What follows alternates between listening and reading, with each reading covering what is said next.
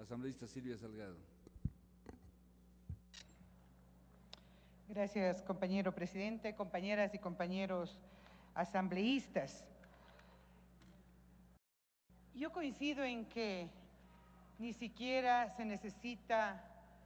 el confrontar cuando tenemos que aprobar un instrumento en donde a las claras dice mucho de un gran reto que tiene las sociedades que están en evolución y que es precisamente encontrar la mayor equidad, la mayor igualdad en las condiciones de trabajo entre hombres y mujeres. Pero en este caso, cuando se trata de evidenciar un tema de responsabilidad social de hombres y mujeres, nos topamos con una realidad. Y esta realidad es precisamente lo que alguien ya decía e identificaba plenamente, que tiene su origen la discriminación, la desigualdad, las inequidades, que tiene su origen, digo, precisamente en una división sexual del trabajo. División sexual del trabajo que favorece y que ha sido defendida por las sociedades económicas de consumo, por las sociedades capitalistas, en donde es evidente que se produce un subsidio al trabajo por parte de las mujeres, un trabajo no pagado, un trabajo asumido, un impuesto reproductivo, como se lo ha denominado,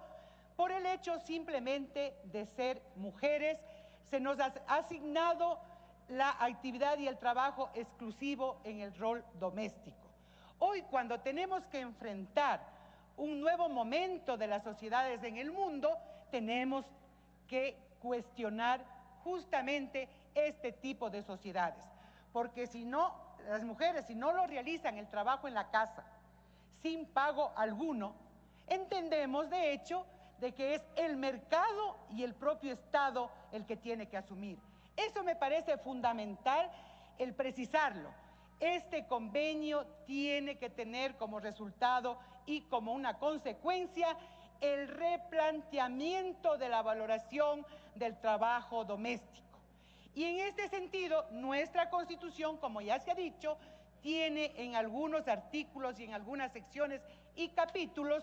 bastante avanzado esos derechos, partiendo del reconocimiento al trabajo doméstico no remunerado como un trabajo productivo, por lo tanto sujeto a derechos. Partiendo también de establecer como prioridad superior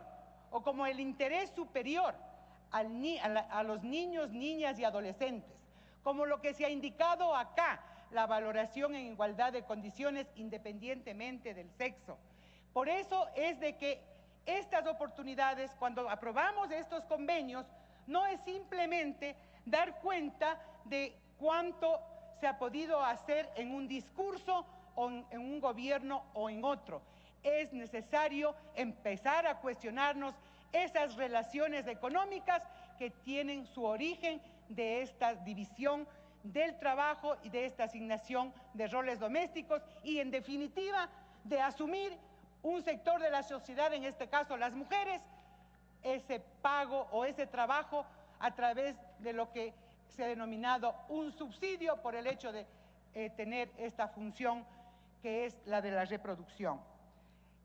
Para información me parece importante dar respuesta también a la inquietud de algún compañero asambleísta.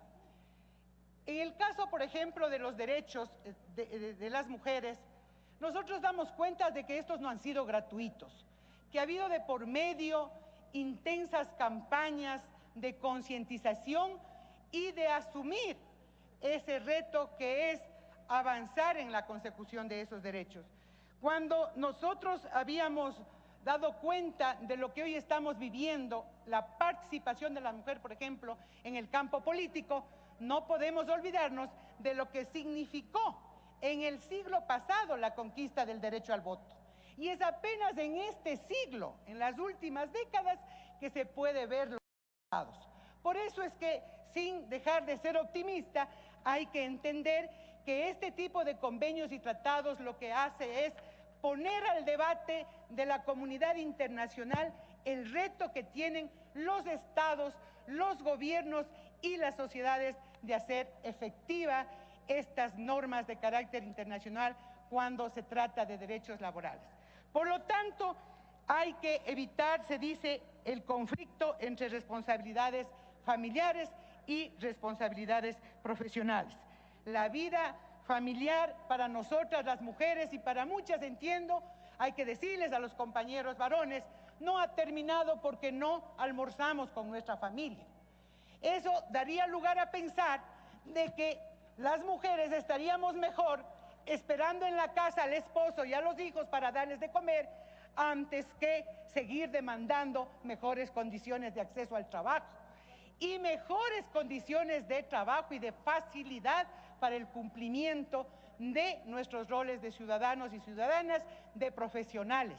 En ese sentido, hay que entender precisamente hacia dónde va esta propuesta de superar o de conciliar el trabajo de las responsabilidades familiares y profesionales. Muchas mujeres que somos maestras de profesión, educadoras, no estamos pidiendo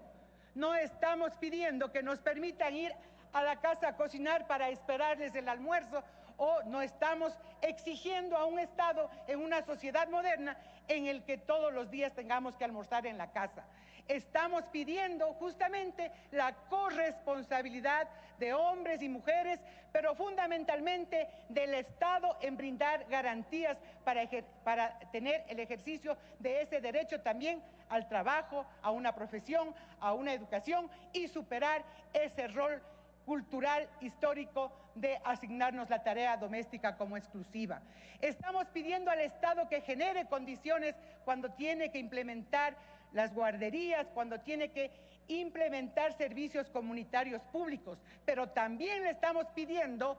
que ese Estado regule para que el trabajo público y también el privado garantice mejores condiciones para que el trabajo se dé sin discriminación en función de estas responsabilidades familiares. Estas son las razones para la intervención, presidente y compañeras y compañeros, porque este convenio tiene que traducirse en una lucha permanente del movimiento de mujeres, de las familias, de la concientización de hombres y mujeres, pero también tiene que traducirse en políticas públicas que contribuyan a que ese ejercicio de los derechos que nos habla este convenio como norma internacional también se rehabilite a través de las normas nacionales. Coincido en que el Código del Trabajo será la oportunidad